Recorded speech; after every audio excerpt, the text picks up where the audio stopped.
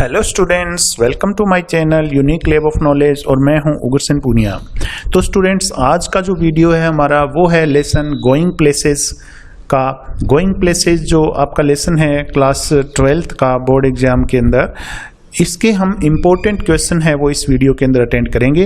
तो हर वीडियो की तरह यदि आपने इस लेसन का भी हिंदी ट्रांसलेशन नहीं कवर किया है तो नीचे डिस्क्रिप्शन के अंदर आपको इसके हिंदी ट्रांसलेशन के वीडियो का लिंक मिल जाएगा, वहाँ पे जाकर के आप इसका हिंदी ट्रांसलेशन कवर कीजिए और उसके बाद में आप इसके क्वेश्चन आंसर जो अभी हम इस वीडियो के अंदर करेंगे वो आप अटेंड करिए। तो चलिए हम वीडियो को शुरू करते हैं और क्वेश्चन आंसर करते हैं। इंपॉर्टेंट क्वेश्चन देखते हैं गोइंग प्लेसेज जो लेसन है उसके। तो लेते हैं पहला क्वेश्चन। पहला क्वेश्चन है what was Sophie's dream. Sophie का ड्रीम क्या था अबाउट हर फ्यूचर, अपने फ्यूचर को लेकर के सोफी का ड्रीम क्या था। वाज हर ड्रीम रियलिस्टिक, क्या उसका ड्रीम जो था वो रियलिस्टिक था यानी वास्तविक था। तो इसका आंसर देखिए, इसका आंसर है student Sophie's dream about her future. Sophie का अपने फ्यूचर को लेकर जो ड्रीम था was to have a boutique, वो था एक बुटीक खोलना। बुटीक यानी फैशनदार कपड़ों की दुकान जो होती है जिसके ऊपर फैशनदार कपड़े मिलते हैं उसको बुटीक बोलते हैं।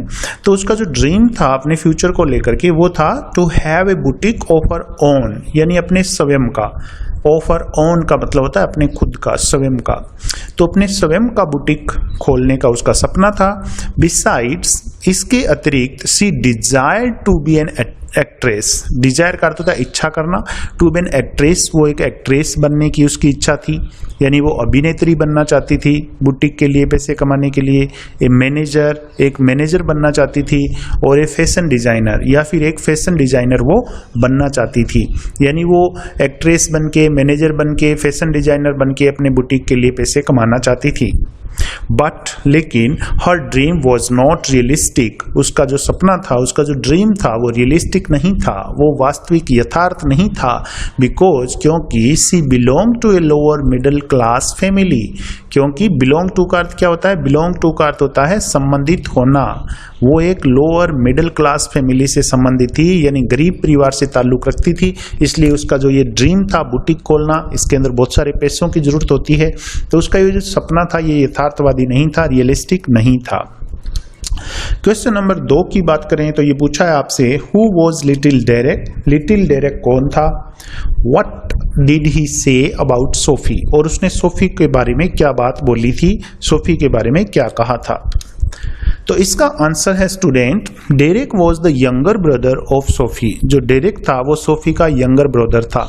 या आप इस सेंटेंस को ऐसे भी लिख सकते हो, Derek was Sophie's younger brother, ऐसे भी लिख सकते हो। He told his father about Sophie, और उसने अपने पिताजी को सोफी के बारे में बताया दैट की she thought money grows on trees, कि ये सोचती है कि पैसे हैं वो पेड़ों पर लगते हैं। ग्रो का अर्थ होता है उगना।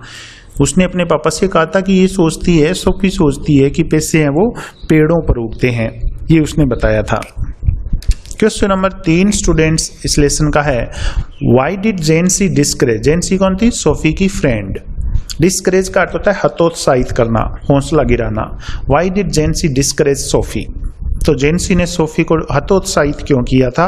फ्रॉम एंटरटेनिंग सच ड्रीम्स, इस प्रकार के सपने एंटरटेन करने से, यानी इस प्रकार के सपने देखने से, इस प्रकार के सपने का आनंद लेने से उसको रोका क्यों था, उसको हतोत्साहित क्यों किया था। इसका आंसर देखिए students, Jansie was a realistic girl. Jansie जो थी वो एक यथार्थवादी लड़की थी। And she knew about the poor economic condition of Sophie's family, और वो जानती थी, किसके बारे में जानती थी? About the poor economic condition. Poor यानी गरीबी की हालत, यानी बेकार, यानी मतलब अच्छी नहीं थी। इकोनॉमिक कंडीशन जो आर्थिक स्थिति थी ऑफ सोफीज फैमिली, सोफी की फैमिली की जो पुअर इकोनॉमिक कंडीशन थी यानी गरीब आर्थिक हालात थे, उसके बारे में उसको पता था। सो इसलिए सी डिस्करेज्ड हर, इसलिए उसने सोफी को डिस्करेज किया, उसको हतोत्साहित किया फ्रॉम एंटरटेनिंग सच ड्रीम, इस प्रकार के सपने देखने से, यानी इस प्रकार के सपने का आनंद लेने। कौन सा सपना देख रही थी सोफी? कि मैं अपना बुटीक है वो खोल लूंगी, क्योंकि बुटीक के अंदर बहुत सारे पैसे लगते हैं। इसलिए जेनसी एक रियलिस्टिक गर्ल थी, वो समझदार थी थोड़ी सी ज़्यादा।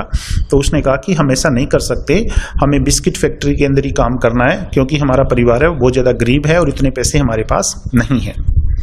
Question number 4, Y was Sophie jealous of Geoff silence. अब जियोफ सोफी का भाई था, जेलस ऑफ का अर्थ होता है ईर्ष्या करना, तो सोफी जियोफ की साइलेंस से यानी जियोफ की चुप्पी से इतनी ईर्ष्या क्यों करती थी, जलती क्यों थी जब वो जियोफ चुप रहता था।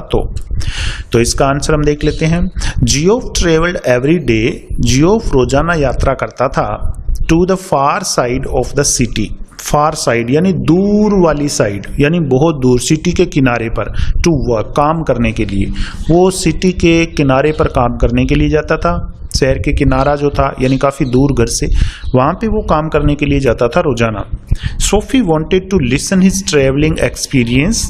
अब जो सोफी थी वो उसके ट्रेवलिंग एक्सपीरियंस यानी यात्रा का जो अनुभव था उसको वो सुनना चाहती थी कि ये जाता है तो रास्ते में कौन कौन से लोग इसको मिलते हैं, और वहाँ पर जब ये जाता है, वो अप्रेंटिस मैकेनिक था यानी वो काम सीखने के लिए वहाँ पे जाता था, तो कि वहाँ पे इसको कौन कौन से लोग मिलते हैं, ये सब बातें सोफी है वो जानना चाहती थी। यानी उसका जो ट्रैवलिंग एक्सपीरियंस था वो जानना चाहती थी कि ये क्या करता है वहाँ जाकर के, इसको कौन से लोग मिलते हैं। And areas of his life, और उसके जीवन के वो क्षेत्र, वो एरियाज अबाउट विच, जिनके बारे में शी न्यू नथिंग, वो कुछ भी नहीं जानती थी, तो उन क्षेत्रों के बारे में भी वो जानना चाहती थी कि इसका जो भाई था जियोफ, कि इसके फ्रेंड्स हैं वो कौन हैं, इसके फ्रेंड्स हैं वो कैसे हैं, कैसी ये बातें करते हैं वहाँ पर। तो इस प्रकार की बातें हैं वो सोफी है वो जानना चाहती थी, लेकिन जियोफ तो बोलता ही नहीं था, वो तो चुप रहता था। सो इसलिए सी वो जेलस ऑफ हिज साइलेंस, इसलिए सोफी उसकी साइलेंस से जेलस करती थी और ईर्ष्या करती थी। Question number 5, how did Sophie include her brother Geoff. Include का अर्थ है शामिल करना, तो सोफी है वो अपने भाई जियोफ को किस तरह से शामिल करती थी in her fantasy of the future. Fantasy कहते हैं कल्पना को, अपनी भविष्य की कल्पना के अंदर, अपनी भविष्य की फैंटेसी के अंदर अपने भाई जियोफ को किस तरीके से वो शामिल करती थी। तो इसका आंसर हम देख लेते हैं। इसका आंसर है सोफी शेयर्ड हर फैंटेसी, शेयर का मतलब बांटना, बताना, शेयर करना। तो सोफी अपनी कल्पनाएं हैं वो बताती थी, शेयर करती थी विद जियोफ, अपने भाई को, जो इसका बड़ा भाई था जियोफ, छोटा भाई था जिसका नाम था डेरेक। तो ये अपने बड़े भाई जियोफ को अपनी जो कल्पनाएं हैं, जो ये फैंटेसी सोचती थी दिमाग के अंदर, वो उसको बता देती थी। सी बिलीव्ड दैट, और सोफी का ऐसा मानना था कि, सोफी का ऐसा विश्वास था कि he would keep things secret, कि उसका भाई चीजों को सीक्रेट रखेगा, यानी उसकी बातों को किसी को बताएगा नहीं, अपने दोस्तों को या पड़ोस में जाकर के किसी को नहीं बताएगा। इसलिए उसका ऐसा विश्वास था he would keep things secret, कि वो सारी बातों को, थिंग्स मतलब बातें, उनको सीक्रेट रखेगा। सी इमेजिन्ड, और उसने कल्पना की, यानी अपने भाई को अपनी कल्पना में कैसे शामिल किया, उसका आंसर देखिए। सी इमेजिन्ड, सोफी है उसने कल्पना करी थी राइडिंग बिहाइंड जियोफ, कि वो जियोफ के पीछे सवार है। राइड का मतलब होता है किसी घोड़े पर या बाइक पे सवार होना, बिहाइंड का मतलब पीछे। तो उसने क्या सोचा कल्पना के अंदर कि वो जियोफ के पीछे सवार है मोटरसाइकिल पर in the world of fantasy, और कहाँ जा रहे हैं वो, अपनी कल्पना की दुनिया के अंदर वो जा रहे हैं। यानी उसने कल्पना की थी कि वो जियोफ उसको पीछे बिठा करके अपने काम करने वाली जगह पर लेकर के जा रहा है। तो इस तरह से उसने जियोफ को अपनी कल्पना में शामिल किया था। इसके बाद में क्वेश्चन नंबर 6 है, why did Sophie call जेंसी nosy. अब सोफी ने जेंसी को नोजी क्यों कहा था, अपनी सहेली को नोजी। नोजी यानी जो दूसरों की बातों का जानने का ज्यादा इच्छुक हो, उसको बोलते हैं, जो दूसरों की बातों को सुनने का बहुत ज्यादा इच्छुक हो। तो नोजी क्यों बोला था उसको, जेंसी को। इसका आंसर भी हम देख लेते हैं। सोफी हैड टोल्ड जेंसी, सोफी ने जेंसी को बताया था अबाउट हर मीटिंग विद डेनी केसी। डेनी केसी के साथ उसकी जो मीटिंग हुई थी उसके बारे में सोफी ने बता दिया था अपनी सहेली को, कि मैं डेनी केसी, जो कि एक आयरलैंड का फुटबॉल का खिलाड़ी था बहुत बड़ा, तो उसने बता दिया था कि मैं डेनी केसी से मिली थी। Jansie began to remind her brother Frank, और जेंसी ने क्या किया, began to remind her brother Geoff, sorry brother Frank. तो जेंसी का जो भाई था फ्रैंक, तो जेंसी ने अपने भाई को रिमाइंड करा दिया, यानी अपने भाई फ्रैंक को वो बोलती रहती थी अबाउट द मीटिंग, इस मीटिंग के बारे में। यानी अपने भाई फ्रैंक को बोलती रहती थी कि मेरी सहेली जो है सोफी, वो इतने बड़े फुटबॉल खिलाड़ी से, डेनी केसी से मिलकर के आई थी, उनकी मीटिंग हुई थी। सो सी कॉल्ड हर नोजी, इसलिए उसने, सोफी ने उसे नोजी कहा था। अब देखिए आगे question number 7, why was Sophie glad. Glad का अर्थ होता है खुश होना। तो सोफी खुश क्यों थी? Seeing bicycle of her father, अपने फादर की बाइसिकल को देखकर, अपने फादर की साइकिल को देखकर, standing against the pub wall, pub की दीवार के सहारे खड़ी हुई थी। अगेंस्ट का मतलब होता है सहारे, तो पब वॉल यानी पब की दीवार के सहारे, पब जाने वहाँ पे लोग जाते हैं एंजॉय करने के लिए, शराब पार्टी करने के लिए, उसको पब बोलते हैं। तो उस बिल्डिंग के सहारे अपने पापा की साइकिल को देख करके वो खुश क्यों हुई थी? इसका आंसर हम देखते हैं। इसका आंसर है Sophie went to meet Danny Casey. Sophie Danny Casey से मिलने के लिए गई थी, but he did not come, लेकिन डैनी केसी नहीं आया था। She was glad to see her father bicycle standing against the pub wall, इसलिए वो अपने पिता की साइकिल को पब वॉल के बाहर खड़ी देख करके खुश हुई थी। बिकॉज क्योंकि सी थॉट, उसने सोचा था, he would not be there, कि वो वहां नहीं होंगे, व्हेन सी गोट होम, कि जब वो घर जाएगी तो वो वहां पे नहीं होंगे और उसको डांट नहीं पड़ेगी। यानी वो मिलने गई थी उससे, डैनी केसी से। अब उसकी कल्पना थी, इसकी कल्पना ये थी कि उसने मेरे को मिलने के लिए बुलाया है, लेकिन एक्चुअली में उसने तो बुलाया ही नहीं था। तो ये वहाँ पे मिलने गई थी और जब वापस आ रही थी तो इसने सोचा कि घर जाऊंगी तो मैं झूठी साबित हो जाऊंगी सबके सामने और मेरे को डांट पड़ने वाली है, घर पे पापा खूब डांट लगाएंगे। इसलिए ये खुश हुई अपने पापा की साइकिल पब वॉल के बाहर खड़ी देख करके कि चलो मेरे को डांट तो नहीं पड़ेगी, पापा तो यहाँ पे हैं, इसलिए मैं घर पे आराम से चली जाऊंगी। Question number 8, which was the only occasion, वो कौन सा एकमात्र ओकेजन था, एकमात्र अवसर वो कौन सा था? व्हेन सोफी गोट टू सी, जब सोफी ने देखा था डैनी केसी को इन पर्सन। इन पर्सन का अर्थ होता है आमने सामने, ठीक है, आमने सामने से। तो जब आमने सामने से सोफी ने देखा था डैनी केसी को, तो एकमात्र अवसर वो कौन सा था जब उसने देखा था? तो इसका आंसर हम देखेंगे। सोफी, हर फादर, उसके पिताजी, एंड लिटिल डेरेक, और उसका छोटा भाई डेरेक, और जियोप भी था, went to watch a football match, वो फुटबॉल मैच देखने के लिए गए थे ऑन सैटरडे को। सी सॉ डैनी, तो सोफी ने डैनी को देखा था इन पर्सन, आमने सामने से, एट दैट टाइम, उस समय जब वो मैच देखने के लिए गए थे तो ग्राउंड के अंदर खेलते हुए उसने देखा था डैनी केसी को इन पर्सन, यानी आमने सामने से। उसके बाद में क्वेश्चन नंबर 9 है, who was Danny Casey, Danny Casey कौन था? तो डैनी केसी कौन था, इसका आंसर है Danny Casey was a young Irish genius football player. ये लाइन याद रखनी है आपको। डैनी केसी एक युवा, आयरिश यानी आयरलैंड का, जीनियस यानी प्रतिभाशाली फुटबॉल प्लेयर था। ही प्लेड फॉर आयरलैंड, वो आयरलैंड के लिए खेलता था। He was the hero of Sophie's fantasy, और वो सोफी की जो फैंटेसी होती थी, कल्पनाएं होती थी, उनका हीरो था, यानी सोफी की कल्पनाओं के अंदर ये छाया हुआ था। क्वेश्चन नंबर 10, जो कि बोर्ड की सप्लीमेंट्री एग्जाम 2017 में आपसे पूछा गया था, और ये पर्सन आपसे ये पूछा था, give a character sketch of Jansie, Jansie का चरित्र चित्रण कीजिए, यानी जेनसी कैसी लड़की थी उसके बारे में बताइए।